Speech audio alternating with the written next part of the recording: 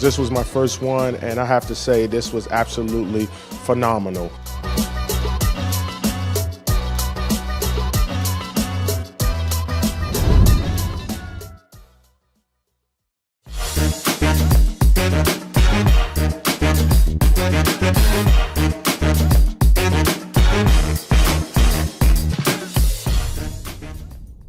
Hello, I'm Jeroslyn Jovan with Black Enterprise here at our Black Men Excel Spotlight Series. So Chris, tell us who you are and what you do. Chris A. Matthews.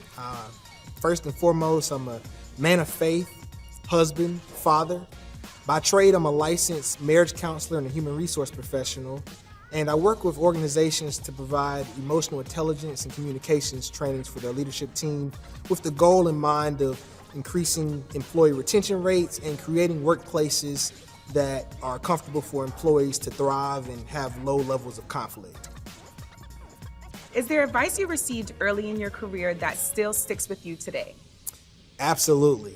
The advice that I received early in my career that I stand on includes seeking to understand before seeking to be understood.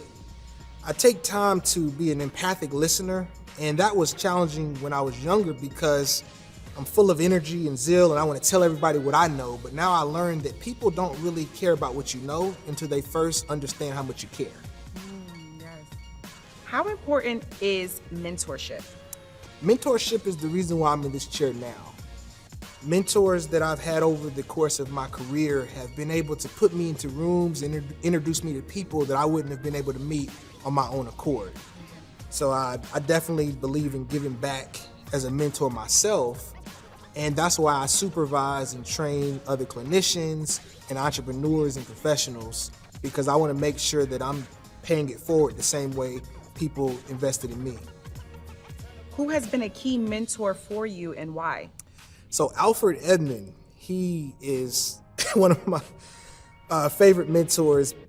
One of the things that he's done, he's made himself available. Whenever I need a question answered or I make a phone call, even if he's busy, he always gets back to me. And he's a man of his word, and he's modeled integrity, and he also holds me to a high standard of excellence.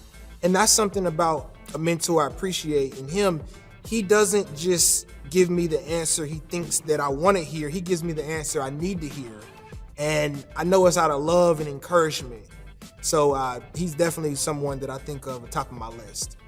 Tell us about your leadership style. My leadership style, once again, starts with empathy. Taking the time to make sure that I understand what my clients and my team members need. And it was said in a presentation in the award ceremony yesterday that the platinum rule is something that's overlooked. When you take time to figure out what someone needs and treat them the way they want to be treated, you actually get a better result, because we can be in this field of mind reading and expecting someone to act a particular way, but just taking the direct approach, asking people what they need, what they want, and then developing a plan collectively to help meet those needs and wants. That's my leadership style. What do you think is the biggest challenge Black men today face in your industry?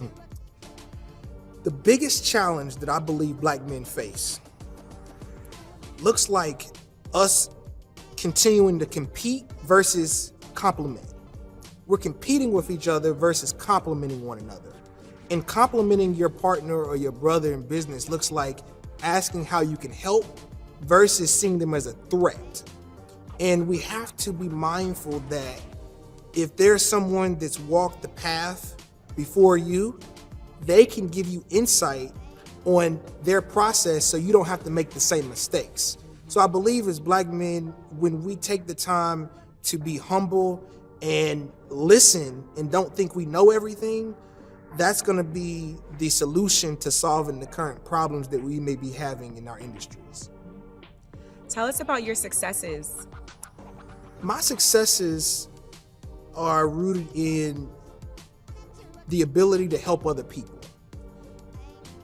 11 years ago, my wife and I, we started an outpatient substance abuse clinic, and we've been able to provide not only treatment services to our community members, but jobs to counselors. And we have an internship program that is assisted with licensing and credentialing therapists and pulling in Black men and Black women into the field of mental health counseling by way of scholarships and supervision hours.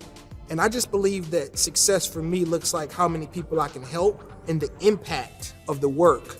So it's what I can do for other people. I tend to always lean on the Zig Ziglar quote, if you help enough people get what they want, then you never have to get, if you help enough people get what they want, you never have to worry about what you want. What makes you a Black man who excels? What makes me a Black man excel starts with my faith. I believe in making sure that I humble myself, I read scripture, I pray, I'm part of a church community, and then my wife. My marriage, in addition to my relationship with God, is the cornerstone for my life. I always make sure that I don't allow things to be put before my family. And when I make decisions, I communicate with my wife, I get that blessing from my wife, and we're involved in our children. I want to make sure that my 3 children know who their father is as they grow through life. And those are the cornerstones of who I am. And for me, the involvement in my faith and in my family is success.